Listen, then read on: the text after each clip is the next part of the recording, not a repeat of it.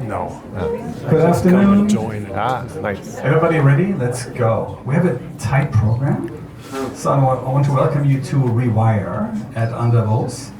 I'm Stefan Walzer. I will guide you through this afternoon in the best way I can. And I think we have, I would say it's a mission critical topic for an industry, I would say. Because AI, as we know, is all over the place, also here in Davos, as you've seen. Still, it's about the adoption in companies, right? It's like, where are we when it comes to an AI-ready company? And also, what does it actually mean to implement AI into an organization, from operation, from HR, from strategy? So we have an incredible list of people that join us today, and they will share their experience, where they are right now, what cases they want to share here in front of us. And we want to explore what it means to become an AI native organization, right? So is that even worth aiming for, or is it maybe just another great idea that comes along the tech curve for the last 30 years? So let's see. And we start off with an expert, and I hope the microphone, maybe you can correct a little bit, who will open up this space a little bit wider. His name is Alvin Graylin, and Alvin is a strategist. He is the author of a book, Our Next Reality, and he's the chairman of the Virtual World Society. And he's been in the industry for more than 35 years, although he doesn't look like. Yes, much younger. So he's involved in semiconductors, XR, cybersecurity. And he had leadership roles at HTC, Intel, IBM. And he will give us a little insight on his current work that he's doing. So please put your hands together, and I need your positive energy right now. With a strong applause for Alvin. Thank you, Stefan. There's a few seats in the front. I would recommend you coming up because there's a lot of charts and data in this talk, and I think you'll want to see them because there's some useful information. So just come up if you see an open spot. And I have been studying AI and working on AI and building companies in this space for 35 years, so I can speak with a little bit of experience. And the reason originally I was going to call this preparing for our next reality, but now I think we should call it bracing, because we are heading into some very tumultuous times. I'm going to speak very quickly because I have a lot of slides and a very short amount of time here. A lot of people think that we're going to have a utopia. That's kind of one of the views that people have about what AI is going to bring us. There's also the folks who say we're going to go into this dystopian, dark path, and we're going to stay there, right? And AI is going to kill us. The reality is actually we are right now not on a fork between these two things. We're actually on a ledge on a top of a mountain. On the one side, we have amazing green pasture. On the other side is danger and darkness. And what we are doing in the next few years is walking this path, walking this ledge. And it takes just a little bit of push for us to go down one side or the other. And the good news is, whichever side we go on, well, maybe good or bad news, is that whatever side we go on, we're going to be there for a long time, right? This is why today and this year, the next 5 years, is probably the most important time in the history of our species because of multiple technologies all converging at the same time in space. Some people think this is the utopia we're going to. This is not what we're going to, okay? And this is also not where we are going to. I will tell you the other 3 movies that are probably more likely scenarios of where we're going. Now, to start off, I actually want us to understand that most of us have some misunderstandings of where reality is in the space right now. And I think Mark Twain said something that is quite relevant. He said, it ain't what you don't know that gets you in trouble. It's what you think you know for sure that just ain't so. And unfortunately, there's so many things right now that people think they really know, but they don't. And we need to question that. We need to question what we think, and we need to question what is being told to you in the media and by experts in different areas, including myself. So challenge me too. There's a debate on whether or not AGI is coming. It is coming, it's just a matter of when. But the thing to remember is that even if we don't have AGI, the economy will be broken, can be broken by the AI that we have today with the different scaffolding, with the AI agents and so forth. I'll explain more. Everybody right now, or the last few years, have been talking about scaling is the key. We need to build giant data centers so that we can scale faster, and that's the key. First of all, it's not the key. And then second is that it's actually the problem, okay? There is an AI bubble, and AI is being commoditized. You can tell, and I'll give you more data on that. And the commoditization of this is going to end in a correction, because there's no way you can spend trillions of dollars with tens of billions of revenue coming out of it and have that be sustainable. And there is no winner. There will be no winner in the AI race. There will be no winner in the lab race. Okay? There will be no winner in the geopolitical race around AI. The only way to win is actually to treat it as a public good that everybody shares. Okay? The key is also not the building part. The key is how do we transition? When the AGI comes, how do we transition that into society in a safe, smooth, responsible way without collapsing the society, without collapsing the economy? So we have to do it together. We have to build it together versus building 100 versions of the same thing, spending 100 times what we should be on terms of infrastructure and energy and water and all these other issues. And then we have to share the benefits, because right now the benefits are being accrued to a very small number of organizations. And AI plus robots, at some point robots, will likely take our jobs. And actually specifically the people probably in this room, our type of jobs, right? More white collar jobs, jobs that are in front of a screen, those are the ones that will go first.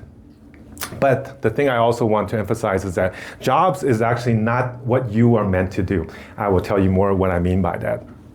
And human and robots, you hear a lot of buzz about it. It's not coming anytime soon to your home. It may come to other places, but it's not going to be, you're not going to see Rosie the robot anytime soon. And social safety net is needed. It is needed, and it is affordable. We just need to find the will to actually do it. Runaway AI, robots, armies are not what we should be afraid of. We need to be afraid of more the human side, because that's where the real risk is. And lastly, the biggest threat to our future is not technology. The biggest threat to our future is our mindset, is how we think and how we are going to act. Okay? So. There was 2 comments. Sorry, you guys are taking. Too fast. Okay. Share your slides. Okay. So I know everybody, we can talk after, because I'm going to go really fast, okay? So get your cameras ready. Gen AI is what everybody talks about, but that's not the beginning, it's not the end of AI. I started this 35 years ago, and we were doing good old-fashioned AI, and actually I started in neural networks, doing natural language processing. And Gen AI is just part of the kind of natural artificial neural intelligence, and now we have agentic AI, we're going soon to sovereign AI, AGI, okay? What is AGI? Anybody give, yes? Artificial general intelligence. Yeah, what does it mean?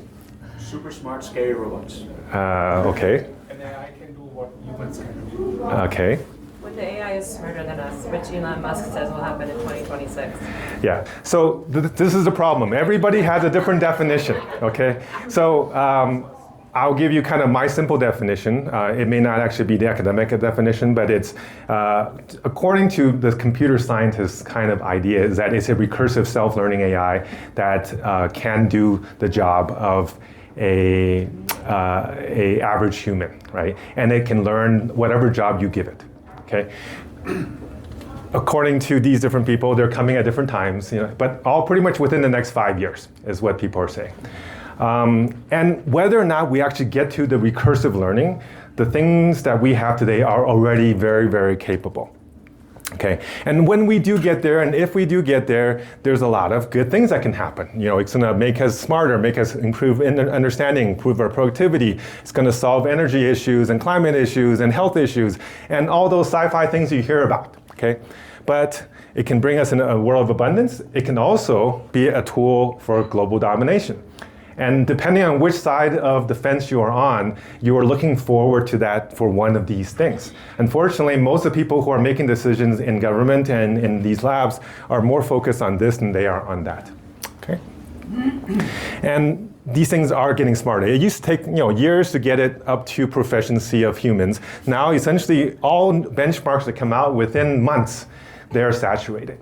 Okay, and we're just finding new ways to prove that these things are getting smarter because they're getting to the top where you just don't see any difference anymore because they're already scoring 100 on all of the traditional tests. So everybody's racing to AI. Scaling laws is what everybody thinks. Bigger models, more training data, more compute brings you AI. Okay, last 7, 8 years, that was probably true. Last 2 years, I actually want to introduce an idea called descaling loss. We're actually finding that by using inference compute, you don't need as much training.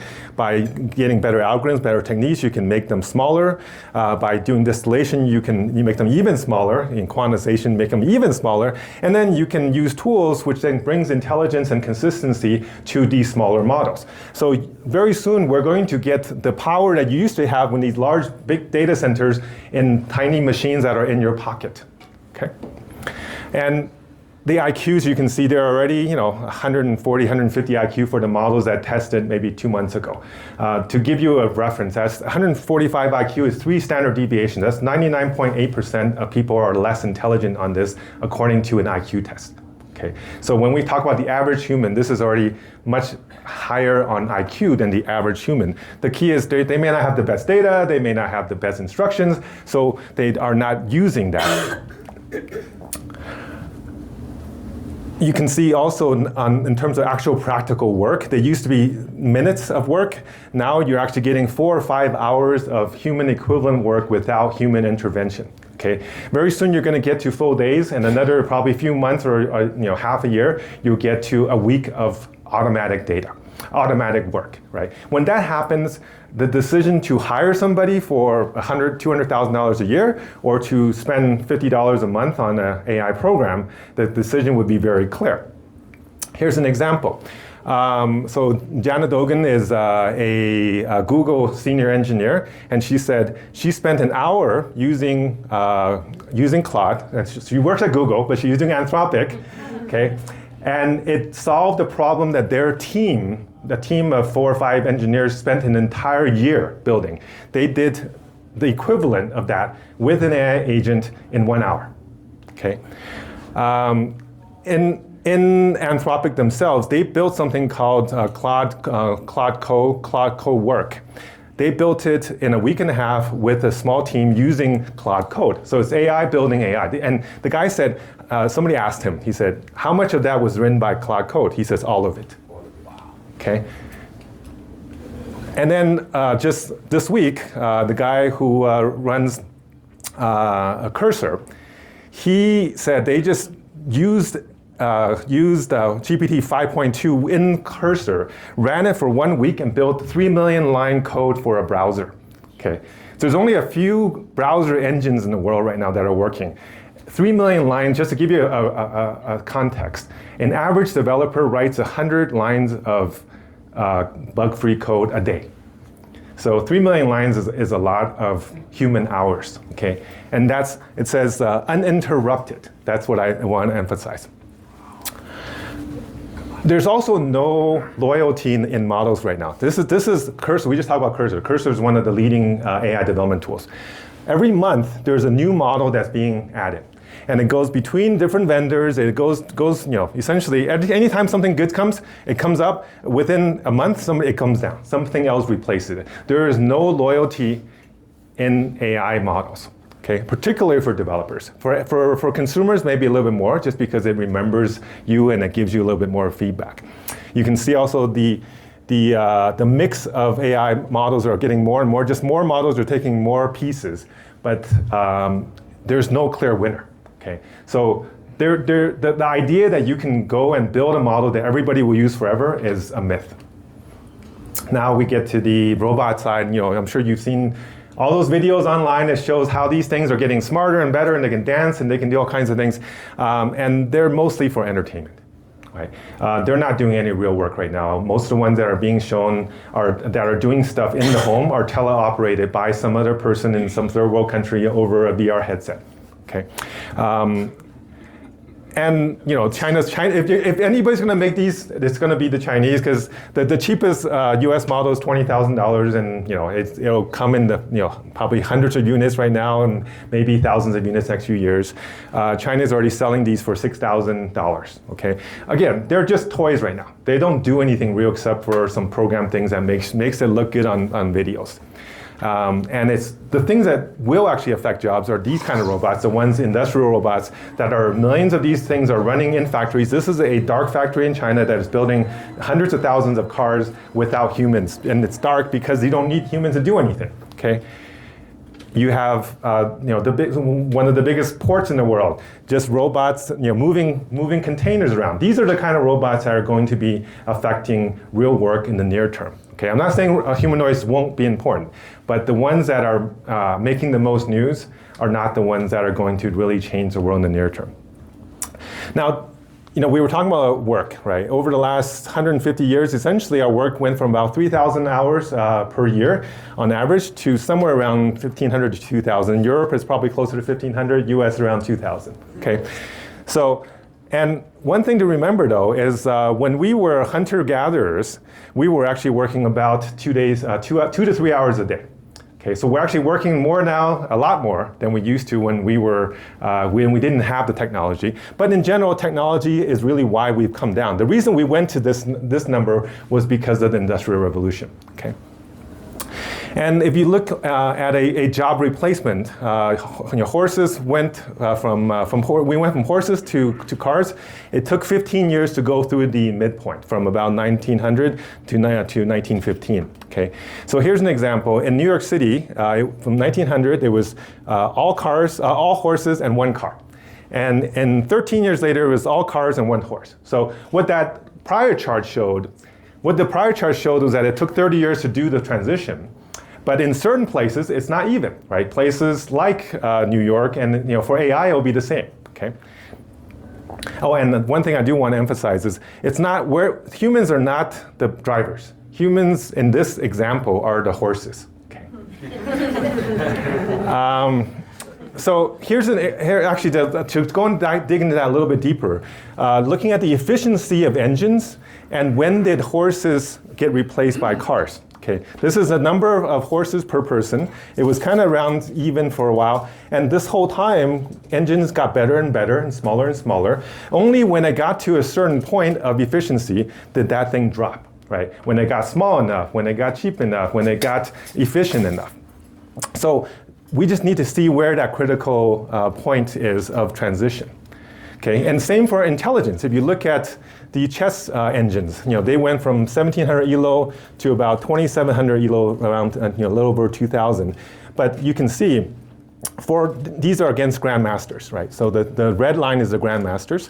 And for a while they were essentially winning everything against the robots. But as soon as you got to a certain critical point, it just dropped down a cliff. Okay, so intelligence is also not linear. Intelligence is something that if you're just a little bit smarter, there's no need for the lesser intelligent. Okay, if you look at what's happening today with these AI systems, this is the success task rate depending on how long you run it for.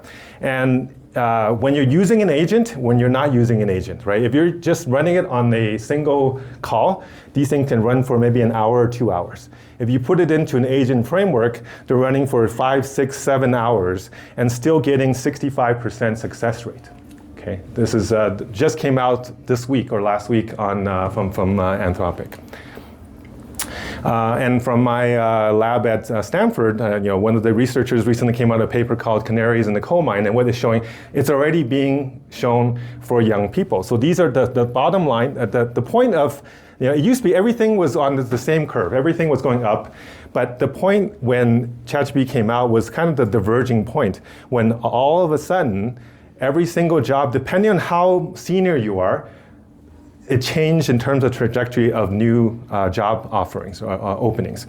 So job openings for junior people was affected, and then the longer you go, the more you see the middle people, the middle managers, they're all starting to come down. Okay, so if you can extend this in time, essentially all these jobs, all the junior jobs are going away, and then it just goes up that slope. Okay.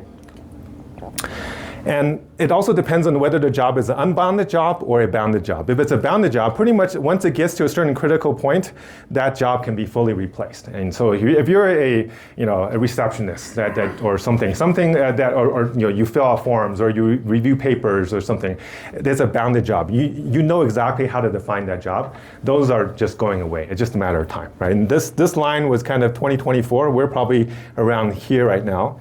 And as soon as you get to the point where you don't need to get to 100% of the capability, you actually just need to get to about 80% of the task. Those jobs will completely be replaced or reduced, right? So instead of having 5 people do a job, you might have 1 person do the job managing the AIs. You don't need to replace 100% of the people when you can give them that kind of efficiency, right? When we see you put in 1 instruction to run for 6 hours or 7 hours, and 6 or 7 hours of machine time is, as we saw earlier with the browser example, it could be years of human time.